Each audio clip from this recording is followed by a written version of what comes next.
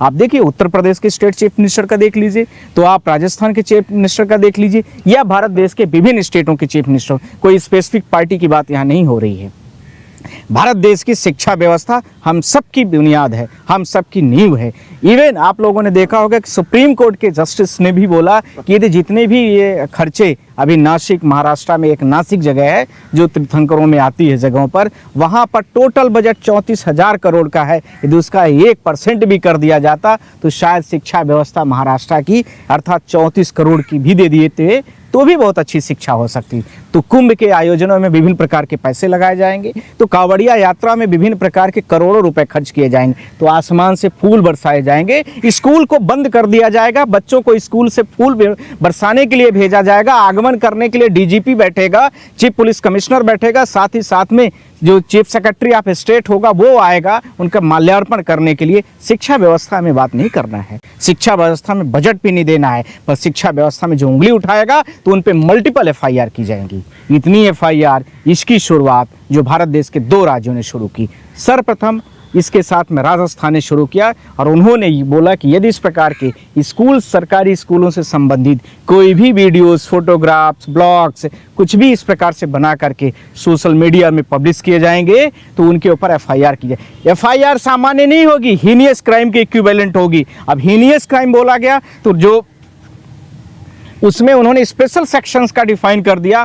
POCSO, और POCSO का मतलब समझ में आता होगा कि पॉस्को का मतलब हो गया कि जो बच्चे माइनर हैं उनके लिए इसमें लाइफ टाइम इम्प्रिजमेंट या 15 साल की कन्विक्शन है। ऐसे और ये उसके लिए होता है कि यदि बच्चों के साथ में किसी ने सेक्सुअली अब्यूज किया है उसके लिए सेक्शन का यूज किया जाता है। तो भारत देश में इस प्रकार की ले आने की क्या जरूरत थी? ये कोई राज्य है या राज्य के चीफ सेक्रेटरी को यह भी नहीं पता है कि ऐसे निर्णय दिए जाते हैं? राज्य के चीफ मिनिस्टर को ऐसे पता नहीं है कि क्या इस प्रकार के सेक्शनों के साथ में बच्चों के साथ व्यवहार किया जाएगा? या भारत देश के social activist, social media influencer, YouTubers, news channels, उसके साथ में और भी जितने प्रकार के लोग हैं, ट्विटर हैंडल्स में कोई है, और आज भारत देश का प्रत्येक व्यक्ति सोशल मीडिया में अकाउंट रखता है और हर एक व्यक्ति एक सोशल मीडिया है। तो इस प्रकार से यदि सरकार करना चाहती है तो हम उसको सुप्रीम कोर्ट में चैलेंज भी किए हैं, उस पिटीशन के बारे में आप सबको पता भी है। इवन उत्तर प्रदेश जहां पर भारत देश की सबसे ज़्यादा स्कूलें बंद हुई, वो सबसे 1 कदम नहीं 10 कदम आगे निकला। उन्होंने अपने चीफ जो प्रिंसिपल सेक्रेटरीज होता है स्टेट का, जानते हैं आप सब लोग, IAS ऑफिसर होता है, एक बीच का रास्ता निकाला। उत्तर प्रदेश इस मामले में बड़ा एडवांस है, हर मामले का बीच का रास्ता निकालता है। बुलडोजर देखिए, सबसे पहले आए थे हिंदू मुस्लिम का, क्योंकि इनके पास तो कुछ और काम है नहीं, इसके अलावा हिंदू मुस्लिम, इसके साथ में मंदिर मस्जिद, और इसके अलावा तो कोई काम करना नहीं है, बिल्डिंग तोड़ दो किसी के पाओ तो इन्होंने क्या किया कि इन्होंने डिस्ट्रिक्ट लेवल के जो इसके एजुकेशन के जो ऑफिसर्स होते हैं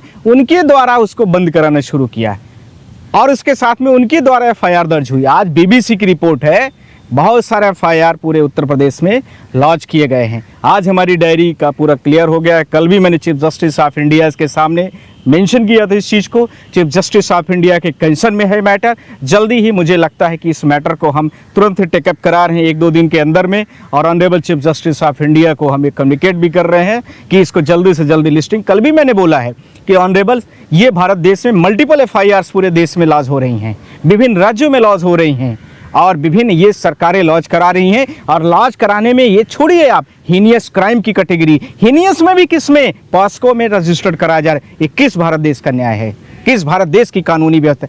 इवन यहाँ के जो भारत देश के मंत्री, मिनिस्टर, MLAs हैं, इस चीज़ों का सपोर्ट कर रहे हैं कि एजुकेशन की वीडियो नहीं बननी चाहिए। वो लोग कर रहे हैं एजुकेशन का विरोध जिन लोगों ने भारत देश में अपने बच्चों को नहीं पढ़ाया है, जिनके बच्चे विदेश में पढ़ रहे हैं। ये वो लोग बोल रहे हैं जिनके बच्चे विदेश से पढ़ करके इंडिया में आ रहे हैं। वो लोग बोल रहे हैं जो हजारों करोड़ के, कई हजारों करोड़ों के मालिक हैं। ये लोग बोल रहे हैं गरीबों के बच्चों के लिए सरकारी स्कूलों में व्यवस्था न बनी रहे, ये गरीब के बच्चे या स्कूल न जाए, गरीब के बच्चे, भारत देश की एजुकेशन व्यवस्था खत्म हो जाए, कमज़ोर हो जाए, वीक हो जाए, वो सिर्फ झंडा लेकर के पूरे देश में घूमते रहे, इन्हीं नेताओं के आगे पीछे चलते रहे। ये रोजगार न मांगे, इसलिए किया गया है। ये भारत देश की सरकार के शिक्षा व्यवस्था पर प्रश्न न करें, भारत देश के डेमोक्रेटिक स्ट्रक्चर पर ये पूरी तरीके से प्रश्न रेज न करें, इसलिए ऐसा किया गया है। इसको हमने चीफ जस्टिस ऑफ इंडिया के सामने कल भी किया है और अभी मैं फिर से उसको ऑनेस्टली मैं उनसे फ़ोन कन्वर्सेशन में भी रिक्वेस्ट करूंगा कि इसमें आप तत्काल इसमें किसी भी प्रकार से इसको निर्णय लीजिए और जल्दी ही स्टेटों को सबको ऐसे डायरेक्शन दीजिए कि जो इस प्रकार से विभिन्न ऑर्डर्स पास किए गए हैं, जो एक 16 तारीख का राजस्थान स्टेट का ऑर्डर है और इसके साथ में 19 तारीख या 20 तारीख का स्टेट ऑफ यूपी का ऑर्डर है, उन सारे ऑर्डरों को तुरंत ही क्वैश किया जाए और ऐसे बच्चों के ऊपर जितने FIR की गई हैं, इवन मैं जितने भारत देश के लोग सुन रहे हैं, आप लोगों के माध्यम से मैं बोल रहा हूँ, जितने लोगों के ऊपर ऐसे FIR है सबके सब क्वैश कराए जाएंगे और सबके सब खत्म किए जाएंगे। ये हम आपके सामने सुप्रीम कोर्ट ऑफ इंडिया से भी करवाएंगे। कल आप लोगों ने देखा होगा अभिषेक उपाध्याय का भी केस लगा था, वो भी इसी का तरह से कंसर्न था कि ये यूट्यूबर्स, ये भारत देश के न्यूज़, ये भारत देश की चौथी जो एजेंसीज है उसको कंट्रोल नहीं करेंगे, ना उनका यूट्यूब ब्लॉक होगा, ना उनके ऊपर FIR होने देंगे। ये सारे कामों की जिम्मेदारी भारत देश के सारे वकील करेंगे और मुझे लगता है कि कानून से बढ़कर के न तो प्रधानमंत्री की पोस्ट होती है, न तो होम मिनिस्टर की पोस्ट होती है, न स्टेट ऑफ चीफ मिनिस्टर की पोस्ट होती है और इवन जो इस तरह से जो ऑर्डर पास करते हैं उनकी भी पोस्ट इसी के अंडर में होती है और ज़्यादा करेंगे तो फिर हम कोर्ट में उनको सबको बुलाएंगे। अब होगा भी ये इस तरह से जितने लोग जो चला रहे हैं वो चलाएं, इससे हमें कहीं कोई दिक्कत नहीं है। हाँ, सारी चीज़ें संवैधानिक और वैधानिक दायरे पर होनी चाहिए, इस बात में कहीं कोई दिक्कत नहीं है। Article 19(1)(a), article 19(1)(b), article 19(1)(g), 1G special तरीके से एक्सप्रेशन करने का हमें व्यक्तिगत स्वतंत्रता देता है। तो 1A कहता है कि सोशल चीज़ें जितनी हैं जिसमें आपके फंडिंग से, आपके ITR से पैसे गए हैं, उस पर आप क्वेश्चन रेज कर सकते हैं। तो भारत सरकार ने ऐसा क्यों करने की गुजारिश की, स्टेटों ने ऐसा क्यों गुजारिश किया है और भारत सरकार कुछ भी नहीं कर रही है। न तो ऐसे FIR को क्वैश करने की डायरेक्शन दिया और न ही जंतर मंतर में जो प्रोटेस्ट हुए थे, जो वादा किया और उसके बाद खिलाफी करके मुकर भी गया। तो ऐसे सारी चीज़ों को लेकर के हम जल्दी से ही इस पे ले रहे हैं और पूरे भारत देश के जितने बच्चे हैं जो सोशल एक्टिविस्ट हैं, न्यूज़ एंकर्स हैं, न्यूज़ ब्लॉगर्स हैं या भारत देश में यूट्यूबर्स हैं, विभिन्न नेशनल न्यूज़ चैनल्स हैं, प्रिंट मीडिया हो, सोशल मीडिया हो, सब लोगों के लिए मैं प्रॉपर डायरेक्शन दिलाऊंगा। आप लोग बिल्कुल फिक्र रहें और इसमें कहीं कोई डरने की ज़रूरत नहीं है। आप लोग जो है काम नियम कानून के दायरे में रह के करते रहिए अपना। सरकार ने कहा जा रहा विश्वासघात किया है, कॉकरोच पार्टी 5 सितंबर को सड़कों पे उतरने वाली है। इस चीज़ को लेकर के जो आप कह रहे हैं कि तमाम मांगों को पूरा करने के लिए सरकार ने आश्वासन दिया था, लेकिन अब विश्वासघात किया है, ऐसा कॉकरोच पार्टी आरोप लगा। देखिए, वो कहीं से भी गलत नहीं कह रहे हैं। भारत सरकार के 3 जो मिनिस्टर्स थे वो तीनों लोग पूरे देश को पता है और तीनों लोगों के सिर्फ 3 ही शर्त थी। पहला शर्त कि जितने FIR दर्ज किए गए उनको विड्रॉ किया जाएगा। दूसरा, जो परिवार के बच्चे सुसाइड कर लिए थे उनको कंपनसेट किया जाए, 1-1 करोड़ कुछ रुपए की बात हुई थी। दूसरा, इसके साथ में एक और कुछ था। अब ये जो FIR हुए, एक शायद वो उसका एजुकेशन मिनिस्टर का इस्तीफा था, 3 ही चीज़ थी। अब ये सारी जितनी भी चीज़ें हुई उनमें से एक तो आपने जो करना था कर दिया, पर बच्चों का जो वो आपने बोला था केस को विड्रॉ करना, तो आपने एक क्या लगा दिया उसमें, हीनियस क्राइम का। और आपने कॉन्स्टिट्यूट कमेटी में भी जो लोग हैं उस पर हम लोग बहुत तरह के कल प्रश्न सुप्रीम कोर्ट में भी रेजी कर दिए। हमने भी दोबारा बोला है और आज फिर बोल रहा हूँ आपके माध्यम से, क्या भारत देश के कॉन्स्टिट्यूशन में जो दिए गए आर्टिकल्स हैं उसमें कहीं लिखा हुआ है कि किसी भी व्यक्ति के ऊपर हेनियस क्राइम का चार्ज हो गया तो उसके सारे जितने भी भारत देश के राइट्स दिए गए, चाहे कॉन्स्टिट्यूशन के हो, चाहे CRPC के हो, चाहे IPCs के हो, चाहे किसी के भी हों, वो सारे के सारे सस्पेंड हो जाएंगे? ऐसा कहाँ पर कहा गया है? ये सारी चीज़ों को लेकर के मैंने आप लोगों के माध्यम से बोल रहा हूँ कि इस प्रकार की जो भी प्रक्रिया भारत देश के द्वारा की गई है वो कहीं ना कहीं बच्चों को छलने का शब्द किया गया है। यूज अभी तक बोल रहा हूँ, छला गया है बच्चों को, इसलिए बच्चों के पास कोई कानूनी रिमेडी तो सुप्रीम कोर्ट में चली रही है। और ये अभी तक इन्होंने केस बच्चों के साथ में जो बोला था, कमिटमेंट किया था कि उन बच्चों को 1-1 करोड़ रुपए दे दिए या 2 करोड़, कितना था वो, मुझे 1 करोड़ था उस परिवार को, 20-22 बच्चे कितने 25 बच्चों के आसपास में है, उसको देने में सरकार को इतना बड़ा क्या दिक्कत है? जो सरकारें 55,000 करोड़ की रोड बनाती है शाम को और सुबह ढह जाती है, जो सरकार एक ही बिल्डिंग को 5 बार तोड़वाती है और उसका तोड़ने का अलग चार्ज, बिल्डिंग बनाने का अलग चार्ज, फिर नया कंस्ट्रक्शन बनाने का अलग चार्ज, ये उसको क्या बुराई है? शाम को नालियाँ पूरी दिल्ली में, कल देखिए सीवेज के कई हज़ारों करोड़ रुपए या कई 100 करोड़ रुपए रिलीज किए गए, पूरी दिल्ली में पानी भर जाता है, 1 सेकंड नहीं लगता।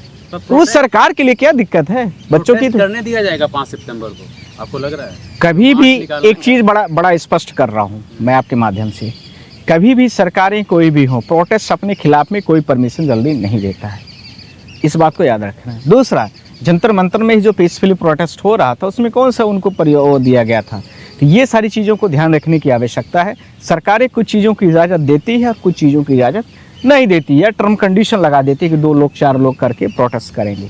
पर वो बच्चे हैं, ये देश बच्चों का है, ये भविष्य भी बच्चे हैं और ये भविष्य को निर्माण करता भी वही बच्चे होंगे। इसलिए उनके अधिकारों, उनके कानूनी तरीके से जो सरकार ने कहा था उसको कर दे 5 तारीख के पहले। आपके चैनल के माध्यम से या बच्चों के माध्यम से या हम भी कह रहे हैं, हम भी रिक्वेस्ट कर रहे हैं कि आप उसको कर दीजिए।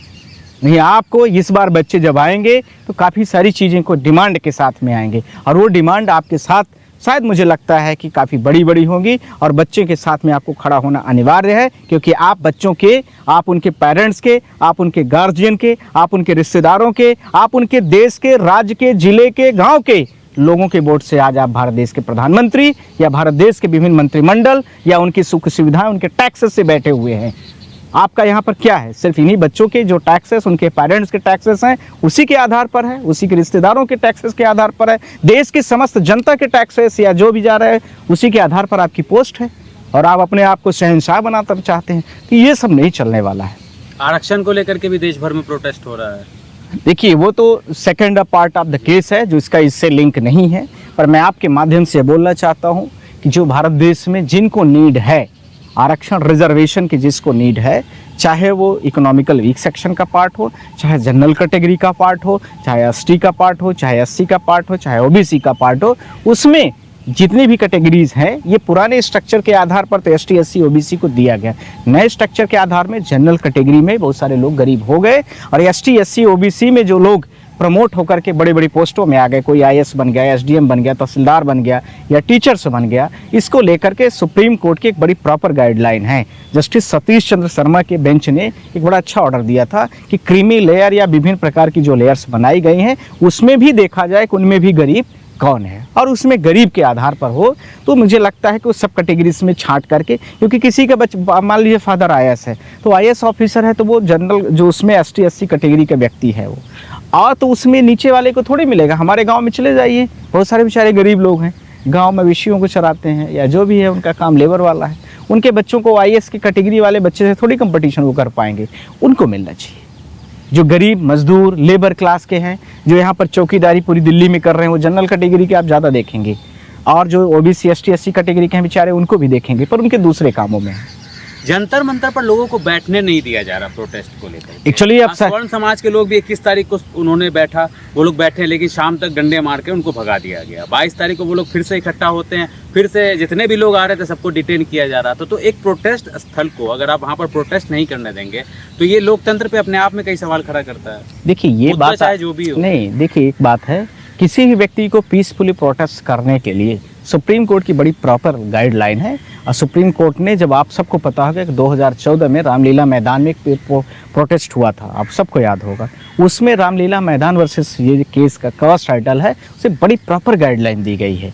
पीसफुली प्रोटेस्ट के बहुत सारी चीज़ों को दिया गया, उसको फॉलो करके आप कर सकते हैं। पर सरकार यदि ऐसा कहती है तो 2-3 चीज़ें लगा देती, यहाँ से हम नियंत्रित हो जाते हैं, लोगों को ये दिक्कतों का सामना करना पड़ रहा है, फला फला ये सो है, तो वो हटाने का एक तरीका हो सकता है और वही लेकर के अपनी रिपोर्ट कोर्ट के सामने पेश हो जाती है। सवाल यह है कि जंतर मंतर में आप नहीं दे रहे हैं जगह, तो आप कहीं अगल बगल में दे दीजिए उनको जगह, वो प्रॉपर अपना पीसफुली प्रोटेस्ट करेंगे, वहाँ मीडिया जाएगी, वहाँ कवरेज करेगी, उसमें क्या है। अब ये है कि ये दिल्ली का पहले से हम लोग यहाँ प्रदर्शनों में चीज़ें दिल्ली में निर्धारित थी तो लोग होते थे, जंतर मंतर इसलिए फेमस था।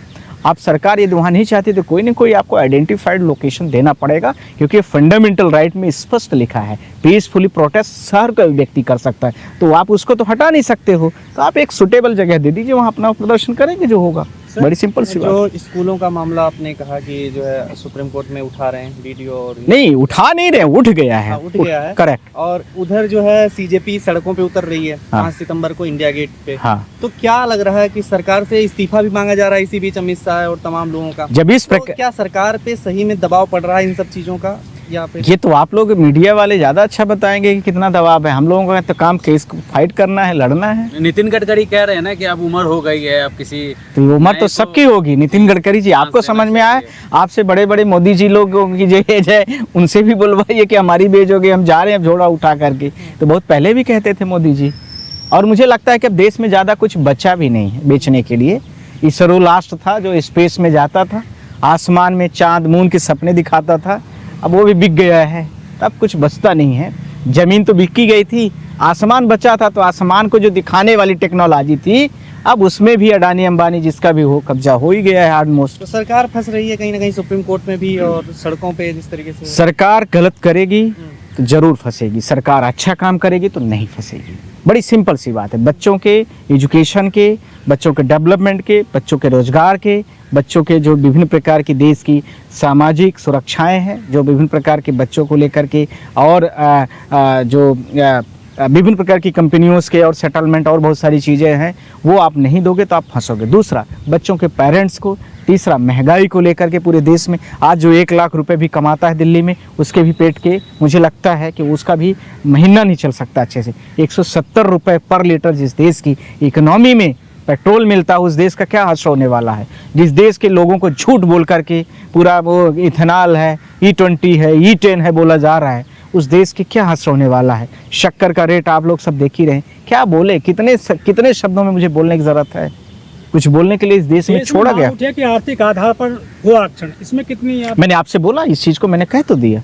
आर्थिक आधार पर बिल्कुल डेफिनेटली होना चाहिए, सारे कैटेगरी में होना लेकिन चाहिए। यहाँ पर जो जातिवाद होता है, जाति के आधार पर होता है, वो तो गरीबी के आधार पर नहीं होता जातिवाद। नहीं, ST SC OBC का तो 50% रिजर्व है, वो तो जाति के लिए नहीं, वो तो यहाँ जाति नहीं होती, ध्यान रखना है। ये आपको मैं सबको क्लैरिफाइड कर रहा हूँ इस बात को। जाति के आधार पर भारत देश में रिजर्वेशन नहीं दिया गया है, कैटेगरी के आधार किया गया है। कैटेगरी और जाति में बड़ा स्पेसिफिक अंतर है। सारी कैटेगरियों में रेक्टिफाइड किया गया है। OBC में कितने हैं, ST में कितने हैं और SC में कितने हैं। वो कैटेगरी में जो लोग आएंगे, 4 स्पेसिफिक सेंटर बनाए गए हैं। एक इकोनॉमिकल जो जनरल कैटेगरी है, तो कैटेगरी में नहीं कहा जाएगा कि ब्राह्मण छात्री, शूद्र, मतलब ब्राह्मण क्षत्रिय ये सब जो आ गए, अपर कास्ट वाले, लाला वगैरह, श्रीवास्तव वगैरह जो भी हैं, तो ये गुप्ता उपता सब आ गए। तो ये कैटेगरी है, उस कैटेगरी के अंदर जाति बनाई गई है। उस जाति से क्या लेना देना, उसमें ये थोड़ी लिखा है। उसमें तो सिर्फ जब आप फॉर्म भरते हैं एग्जामिनेशन का, तो ये लिखा जाता है कि आप जनरल में है कि ST में है कि SC में है कि OBC में कि इकोनॉमिकल वीक सेक्शन में है। ये आपसे नहीं पूछा जाता है कि आप इसमें हैं या उसमें हैं।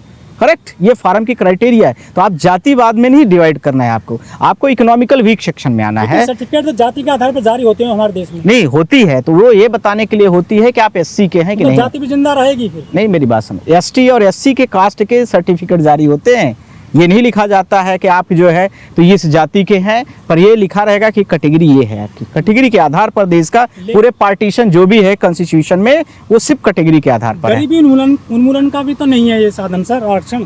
तो आरक्षण ये नहीं है, तो आधार पर बात करते हैं लोग देश में। तो जब भारत देश सरकार जब आपको रोजगार देगी तभी तो आपका उन्मूलन होगा। जब यहाँ आप 2014 से देख रहे हैं कोई वैकेंसी नहीं आ रही है, तो आप लोग क्या करेंगे। यही सब तो चीज़ें कारण बन रही हैं।